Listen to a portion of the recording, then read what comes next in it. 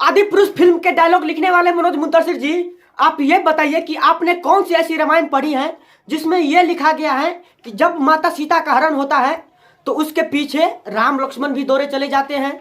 आपने कौन सी ऐसी रामायण पढ़ी है जिसमें यह लिखा गया है कि प्रभु श्री राम जब सबरी के पास जाता है तो लक्ष्मण जी कहता है कि यह कोई मायावी है, तो श्री राम इस पर धनुष्वान तान देते हैं और लक्ष्मण जी सबरी को मारने की बात कहते हैं। ऐसी कौन सी आपने रामायण पढ़ी है जिसमें यह लिखा गया है कि जब लक्ष्मण का शक्तिबाण लगता है तो संजीवनी बूटी का ज्ञान सुसेन वैद्य नहीं बल्कि विभीषण जी का पत्नी देते हैं?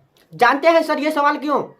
क्योंकि आदि पुरुष फिल्म के डायलॉग लिखने वाले मनोज मुंतशिर जी ये सीना चौड़ा करके कहते हैं कि आदि पुरुष फिल्म में जितने भी 2-3 डायलॉग्स हैं जिसमें आपत्ति है, विवाद है, वो सारा हम डायलॉग्स ही बदल कर रख देंगे, वो सारा का सारा हम डायलॉग्स ही बदल पाएंगे। तो सुनिए ना मनोज मुंतशिर जी, आप आदि पुरुष फिल्म में विवाद सिर्फ 1-2 कॉस्ट्यूम पे नहीं है, 1-2 डायलॉग पे नहीं है, बल्कि विवाद पूरी फिल्म के कॉस्ट्यूम पर है, विवाद पूरे फिल्म पर ही है। बदल पाएंगे नहीं ना? और यकीन मानिए सर कि अगर आपने आदि पुरुष फिल्म देख लिया है और रामायण की अगर थोड़ी सी भी जानकारी रखते होंगे तो इस फिल्म के डायलॉग्स लिखने वाले, इस फिल्म को बनाने वाले प्रोड्यूसर, डायरेक्टर और डायलॉग लिखने वाले छपरी टाइप के मनोज मुंतशिर जी को जूता से सबसे पहले इस फिल्म का शुरुआत होता है सीता हरण से, और समझिए कि यहीं से इस फिल्म का पूरा सत्यानाश कर दिया गया है। सबसे पहले रामायण में रावण आता है सीता को हरने पुष्पक विमान से, इसके बाद पुष्पक विमान पर सीता को लेटाकर और ले जाता है। लेकिन इस आदि पुरुष फिल्म में कुछ और ही दिखाया गया है। इस आदि पुरुष फिल्म में रावण आता है चमगादड़ से उड़ के और सीता माता को लेटाकर चमगादड़ पे और लेके चले जाते हैं। जस्ट इसी समय पर उसे एक जटायुगीत दिखता है, इसके बाद उससे युद्ध होता है और युद्ध होने के बाद, और मनोज मुंतशिर जी आप जरा ये बताइए कि आप कौन सी ऐसी रामायण पढ़ा है।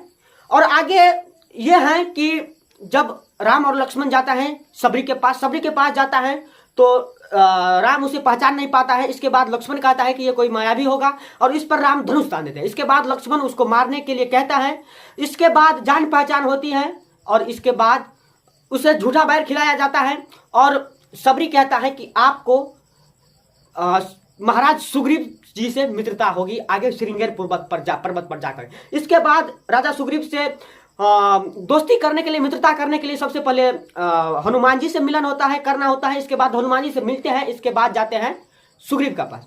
सुग्रीव कहते हैं कि हमारे भाई ने सब कुछ हमें हड़प कर लिया है, हमारे पास कुछ भी नहीं, हम आपकी सहायता नहीं कर सकते, आप पहले सहायता करें तो हम आपकी सहायता कर सकते हैं। इसके बाद राम जी कहते हैं कि आप जाइए ललकाइए बाली को, और बाली को जब सुग्रीव ललकारता है तो बाली और सुग्रीव में भीषण टक्कर होती है, लड़ाई होती है। इसके बाद सुग्रीव बहुत बुरी तरह से पीटे जाते हैं।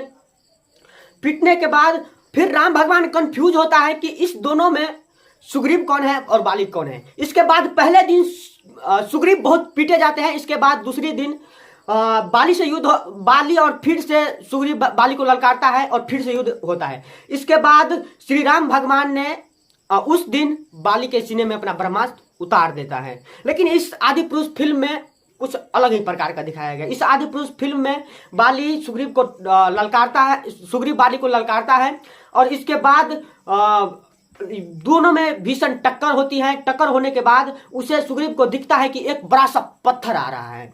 इस पत्थर को सुग्रीव रोकते हैं और जब सुग्रीव पत्थर को रोकते हैं तो बाली उसके पीछे से वार करना शुरू कर देते हैं।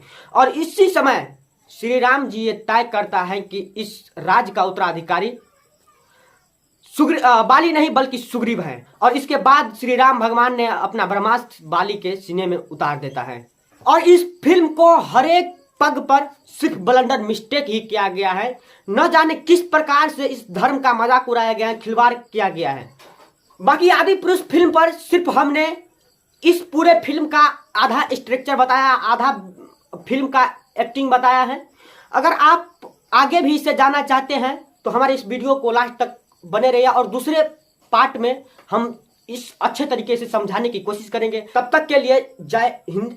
मिलते हैं किसी नेक्स्ट वीडियो में अगले पार्ट के।